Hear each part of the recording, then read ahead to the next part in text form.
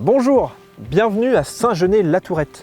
On est dans le sud du Puy-de-Dôme, au cœur du pays de Livradois, un espace bordé de forêts. Alors je vous propose d'aller à la rencontre de Pierre Vialard, producteur de lait et éleveur de vaches montbéliardes.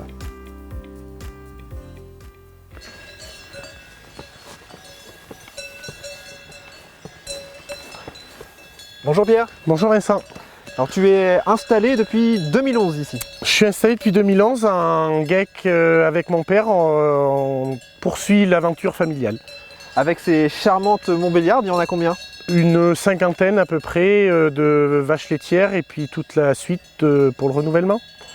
Ça a toujours été la montbéliarde ici?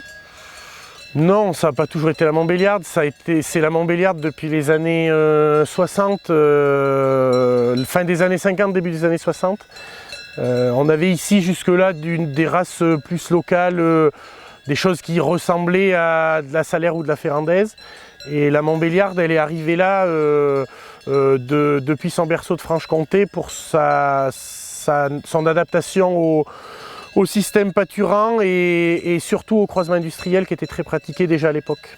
Donc ici, toi tu es dans un système vraiment basé sur l'herbe?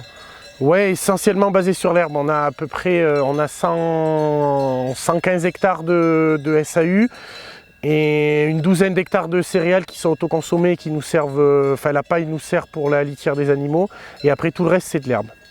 Avec du séchage en grange?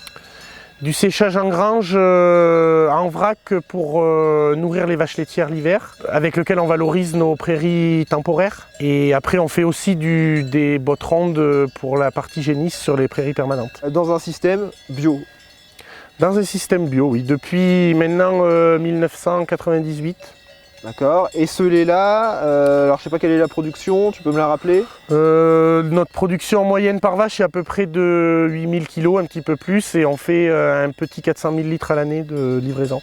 D'accord, avec une partie de transformation du lait dans une laiterie en commun avec trois autres éleveurs associés, c'est ça? C'est ça, on a une structure de transformation et de commercialisation à 3 différentes exploitations où on valorise à peu près 400 000 litres de lait. Alors dans ce système bio et herbagé, quels sont tes critères de sélection? Il faut que les vaches elles soient adaptées à ce système-là, qu'elles puissent aller à la pâture. Donc en premier lieu, je pense qu'on sélectionne beaucoup sur les aplomb. Et puis après par goût personnel et par fonctionnalité, il y a la mamelle qui est importante pour nous. On n'oublie pas vraiment la production sans que ce soit la priorité. Et après on sélectionne aussi beaucoup sur les fonctionnels. Les fonctionnels aujourd'hui, on est en bio, mais la vérité elle est aussi là pour les systèmes conventionnels. Les fonctionnels, c'est tout ce qui regroupe santé mamelle, repro et longévité. Et ces critères-là, ils sont super importants, encore plus en bio. Aujourd'hui, on nous demande de réduire les traitements antibiotiques et même hormonaux sur la partie repro ou choses comme ça. Et améliorer la génétique sur ces critères-là, c'est très très important. Et je pense que la montbéliarde, elle a une longueur d'avance sur ces critères-là. C'est ce qui permet de maximiser la rentabilité de ton exploitation? C'est ce qui permet de maximiser la rentabilité de l'exploitation. Et derrière ça, il y a aussi toute une dimension de sérénité, de tranquillité quand les animaux ils ont pas forcément, ils ont moins de mammites, ils ont moins de, ils évoluent mieux. L'éleveur il est beaucoup plus serein, donc mieux dans sa peau, je pense. Et tu arrives à produire combien de lait par vache là, en bio? On est à peu près à un petit peu plus de 8000 kg par vache et par an.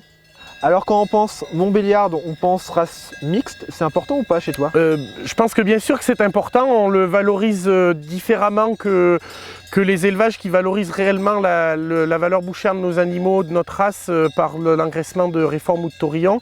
Nous, c'est pas le cas. Par contre, ce critère-là, il est important dans notre système où on a 50% de nos accouplements qui sont réalisés avec en croisement industriel. Donc à un moment donné, on valorise cette valeur bouchère par là.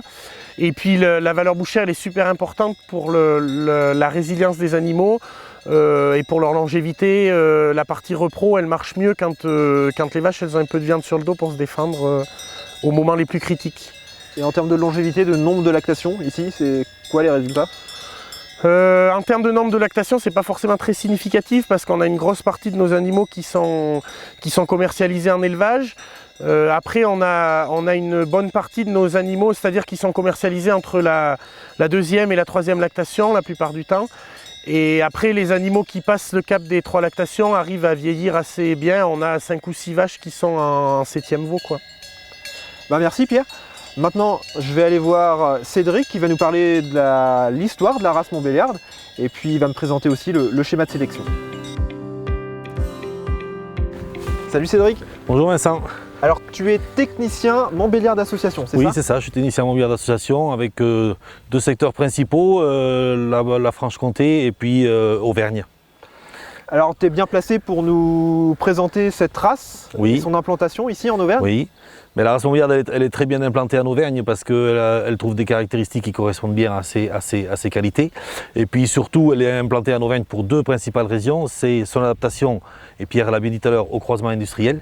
Et puis, il ne faut pas oublier, l'Auvergne est une région fromagère et la Montbéliarde est parfaitement adaptée à la fabrication du fromage. Avec des très bons taux?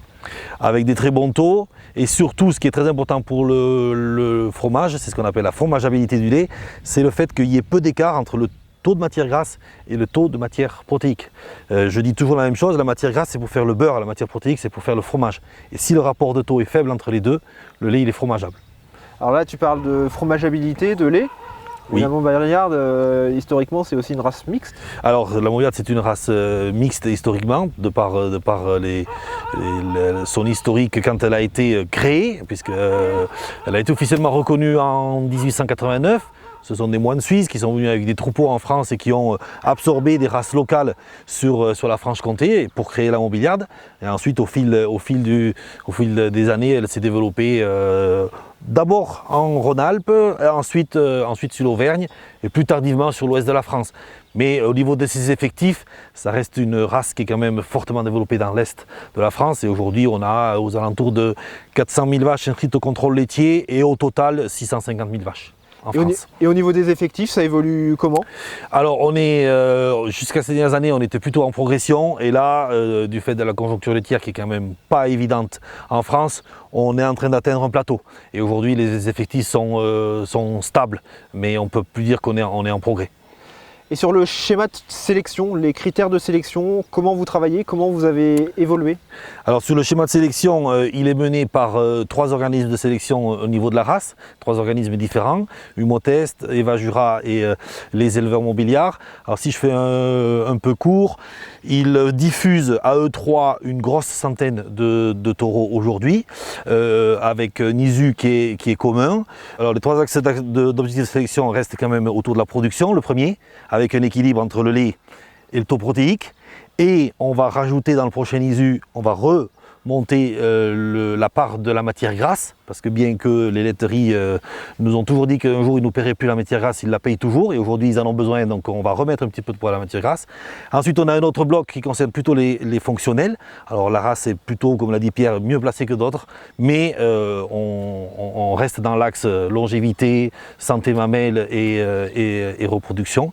Et puis la troisième chose tourne autour de la morphologie, le troisième axe de sélection, et avec dans les prochaines années, on va remettre un petit peu de poids à l'aptitude bouchère. Pourquoi redévelopper cette aptitude bouchère? Alors pour différentes raisons. La première, c'est que quand on écoute nos éleveurs, ils nous disent bien qu'une vache qui a des réserves corporelles, elle a plus de résistance, elle a plus de longévité, et puis surtout quand il y a un coup dur, style un coup dur au niveau de l'alimentation, au niveau de la santé de la mamelle par exemple, eh bien elle passe le cap plus facilement.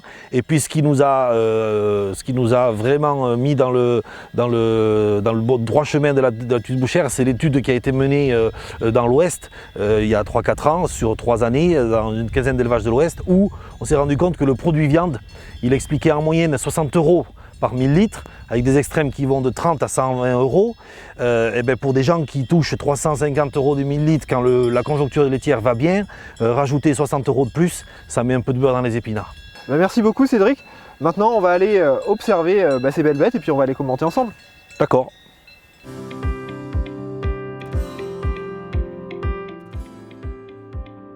Alors Cédric, est-ce que tu peux me montrer là une vache qui symbolise un petit peu le standard de la race? Oui, bien sûr, je vais vous montrer la... J'ai choisi une... Voilà, la primipare qui est là devant nous, celle-ci. Je l'ai choisie parce qu'elle correspond à ce que l'on recherche aujourd'hui, par sa mixité. Une vache qui est bien proportionnée, ni trop grande, ni trop petite. Je l'ai surtout choisie pour ses postes d'aplomb. On a dit tout à l'heure que Pierre, c'était un de ses critères de sélection, avec une vache qui a un très bon membre, très saine dans son jarret, dans sa locomotion très à l'aise. Et puis je l'ai aussi choisie par rapport à la longévité en ce qui concerne sa mamelle, parce qu'elle n'a pas de volume, un très bon équilibre. Et on sait que c'est des postes qui sont très bien corrélés avec la longévité des animaux. Et puis voilà, ce qui m'a surtout plu, c'est son côté mixte, aussi bien dans son arrière-main que dans son avant-main, avec une avant-main large et ample, une vache qui pourra produire des bons veaux charolais. Plus globalement, est-ce que tu as des chiffres qui illustrent le progrès génétique du troupeau? Oui, effectivement, on en a les chiffres qui sont répertoriés sur le bilan génétique, et on se rend compte que dans le troupeau de Pierre, les points forts se situent au niveau des mamelles et des membres, critères qu'il sélectionne parce qu'il est dans un système pâturant. Les vaches vont au champ chercher leur nourriture, et ça se retrouve bien sur son bilan génétique. Et on a aussi l'aspect santé mamelle dont il a parlé tout à l'heure, qui est intéressant, puisqu'il est à plus 0,3 quand la moyenne de la race est à 0. Et on a aussi cet aspect production que l'on retrouve tout à l'heure. Il a dit qu'il était à 8000 kg de moyenne pour un système bio. Et effectivement, son index lait est autour de 150 kg. Et le taux n'est pas non plus à la ramasse, puisqu'il a un index TP à plus 0,2. Et cette génétique, elle permet de bien valoriser l'aliment, c'est ça? Bien évidemment, elle permet de valoriser l'aliment. En système bio, en plus, le coût des matières premières pour l'aliment est relativement élevé. Donc, ce que recherche l'éleveur, c'est à donner le moins possible d'aliments tout en gardant un niveau de production élevé. Et du coup, ce qu'il ne peut pas avoir par le milieu, eh bien, il essaye de l'avoir par la génétique. Alors toi, Pierre, tu as sélectionné une autre vache par rapport à Cédric. Tu as des goûts un peu différents? Bah non, pas différent, hein. Je suis bien d'accord avec Cédric sur la primipare, sauf que quand on veut illustrer la Montbéliarde, je pense que celle-ci, elle est beaucoup plus illustrante, si c'est le bon mot. Ça, c'est une vache qui, pour moi, me donne entière satisfaction. C'est une vache qui a produit 8500 kg en moyenne sur ses 6 premières lactations, qui est aujourd'hui dans sa 7e lactation, qui est pleine à nouveau avec une dose sexée parce qu'on l'aime bien pour faire un 7e veau. Et voilà quoi, en fait, l'illustration de la longévité de la Montbéliarde, elle passe plus, enfin, du moins je suppose que la génisse, elle va y arriver aussi, que Cédric nous a présenté. Elle a toutes les caractéristiques pour arriver à faire aussi bien. Celle-là, elle l'illustre encore mieux parce qu'elle l'a déjà fait. Bah, merci beaucoup, Pierre. On arrive au terme de cette visite. On va retenir 3 éléments. Le premier, c'est une génétique qui permet de bien valoriser ce système herbe et les compléments. Forcément, il faut complémenter. Le complément en bio, le complémentaire coûte cher. Et si on a de la génétique, ça permet d'avoir une meilleure réponse et de valoriser au mieux ce complémentaire-là. Deuxième point à retenir, un caractère mixte qui permet de bien valoriser les veaux. Oui, bien sûr. Ça permet de valoriser les veaux l'an dernier sur une moyenne annuelle d'une 40aine de veaux. Au niveau tarif, on est environ à 300 € avec pour le coup un peu plus de femelles que de mâles. Si le sexe ratio avait été égal, ça aurait été peut-être à peine plus élevé encore, quoi. Et enfin, dernier point, un lait bien valorisé avec une transformation à la ferme notamment. C'est ces beaux yaourts et cette belle faisselle qu'on découvre.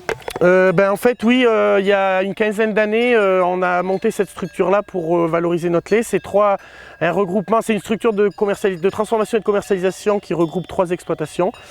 On transforme à peu près 400 000 litres. Et la valorisation le prix du lait qui est vendu à cette structure-là par notre exploitation en brut est d'environ 750 € 1000 litres. Quand à la laiterie, on est autour de 490. D'accord, donc des chiffres qui permettent d'assurer votre rémunération. Merci beaucoup, maintenant on va déguster ces bons yaourts. Je vous invite à découvrir d'autres visites virtuelles du Sommet de l'élevage 2021. Elles sont disponibles sur le site sommet-élevage.fr ou sur l'appli du Sommet de l'élevage. À bientôt. Bientôt. À bientôt.